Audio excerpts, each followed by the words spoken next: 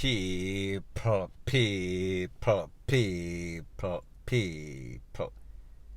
Que pasa, sakpa, say what they do. First thing that is popping in the news. I want to hear Percy's opinion. If they think that each and every Jamaican that don't have any sorts of criminal record should qualify for a licensed fire piece, go through the process. Because people, let's face it, right now, law enforcement, the law, the court, simply cannot protect the citizens and residents of Jamaica. We are like sitting ducks. Now people, here is the very disturbing reality about the situation as it pertains to the purses that the Firearms Licensing Authority is trying to prevent the most from getting access to the guns and ammunition. Those are the purses that most likely have access to it. I am speaking about the dons, the gunmen, the hitmen for hire, the smugglers, the lottery scammers. They have access to it, thanks obviously to our porous borders, our very corrupted and licky customs officials. The facts are this: most of the MURDERS and crimes that are committed in Jamaica, 80+% is at the hands of the gun or using the gun. So when you really check the statistics, I don't think that there's any attempted MURDER in Jamaica that was ever prevented because they did not have access to a tool, because it is readily available. You can rent it, you can buy it on the black market. The next sad thing is that the persons who most need access to a licensed fire piece, meaning businessmen, homeowners, fathers, mothers, that want to protect their home, their children, their property and business. Those are the persons who are most hindered from getting any sorts of access because of the stringent process, because of the backwards process of applying for such a license. The next reality is this: when we think about the facts, Jamaica is one of the most dangerous places on planet Earth. Who is going to protect the people? It is as if we're at the mercy. It is as if we're under siege by the gunmen and also the persons who are supposed to protect us most and make laws and regulation that make it safer for the citizens and residents of Jamaica. However, that is not the case. However, people, whenever we come up with new rules and laws and what people think, we have to weigh the pros and the cons. We have to realize that to get a fire piece in Jamaica right now, it is not a process that takes weeks or months. I've known persons that have been waiting for 3 years, 5 years, 7 years. And then I know people that get it in a couple of months through the backdoor deal. However, we are speaking about the legal way if them change up the process, if them change up all the chaos and catastrophe that is going on right now. We have to ask the question: Jamaican people, do you think that they are good with rules and laws? And people, being a licensed fire piece holder in Jamaica, it comes with a whole lot of stipulation, stringent rules and laws. Does Jamaica show you that they have the ways of following rules and laws? Yes or no? We have to remember that Jamaicans are like some rebellious slaves. They don't have the temperament, they don't have the genotype, the chromosomes to follow rules. they are very dark. They have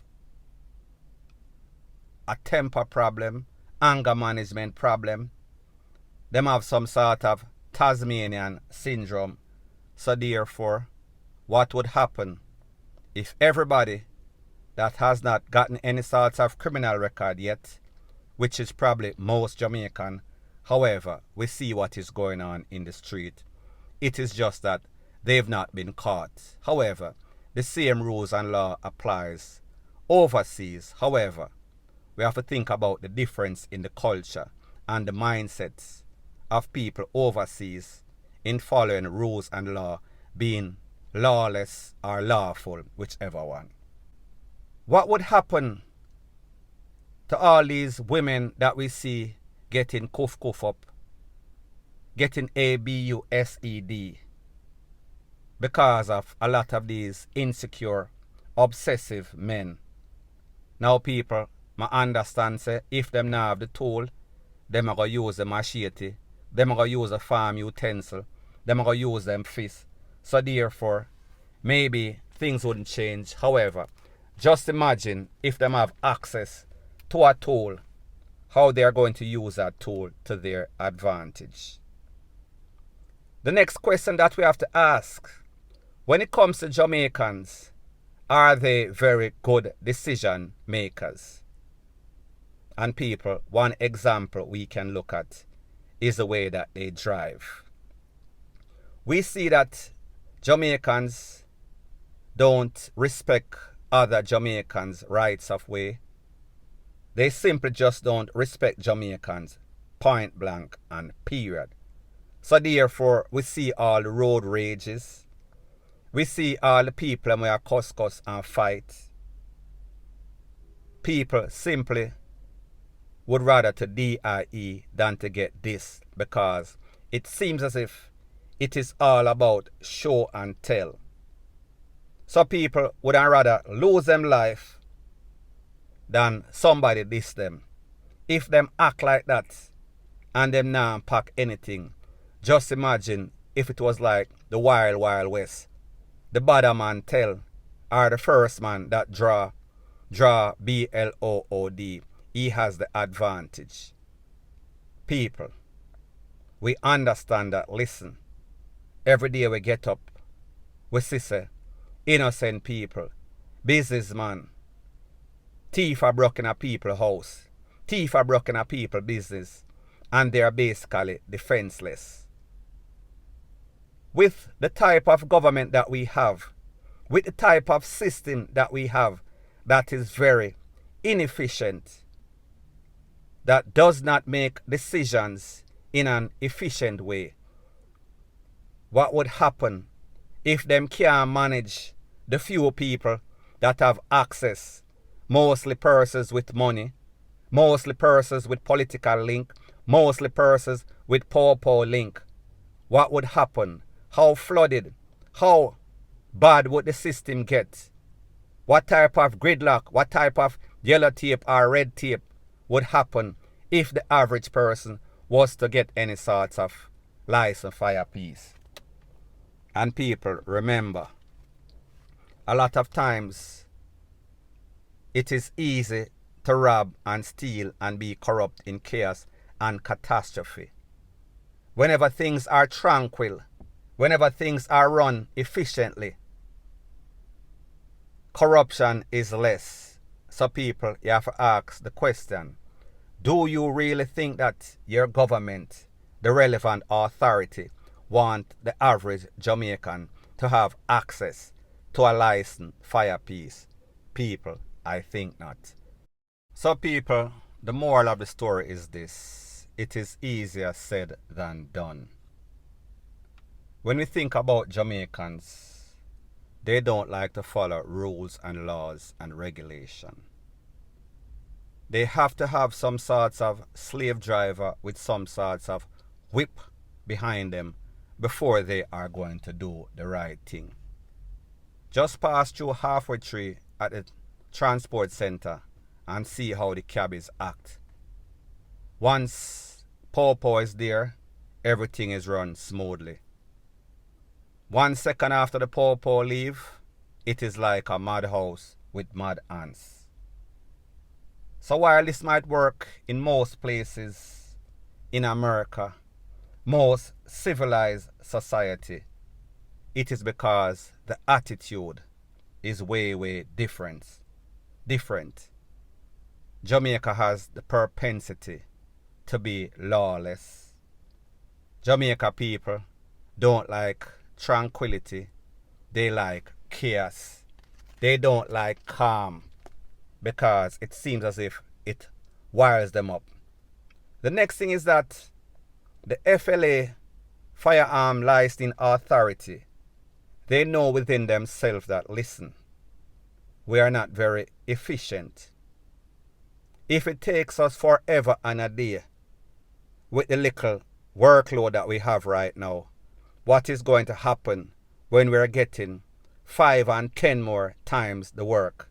So people, for that reason alone, them know, say, listen, we're not going to be willing to take that extra work for little or no more pay. So people, like you say, everybody wants that privilege and everybody wants that rights. However, in Jamaica, whenever you have a fire piece, you are privileged because you are in the club. It is mostly for persons with that face card, with that money. Other than that, we are speaking about the rich criminals or the people that can buy their way out. And get this. And people will understand that the takeaway rates annually, $1,200, $1,400. However, I would not be surprised if we see the $1,400 jumps to $2,400. 1,000 more persons annually losing their life. Hopefully, it is 1,000 criminals, and hopefully, the next year it goes down. However, we have to weigh the pros and the cons. It can also backfire. It can also be 1,000 more innocent people losing their life at the hands of criminals. So people, we have to ask the question, who is going to make that move? Who has the balls, the guts, intestinal fortitude to open that floodgate that can backfire? It can go good or it can go way bad. People, like me say, let me know what you think in the comment section. So anyways, people, that is my views on the whole thing as it pertains to that. And like me say, it is just my views and opinion. It is not the gospel. Your views and opinion can be respectfully different from mine. But let me know what you think in the comment section. Bless up.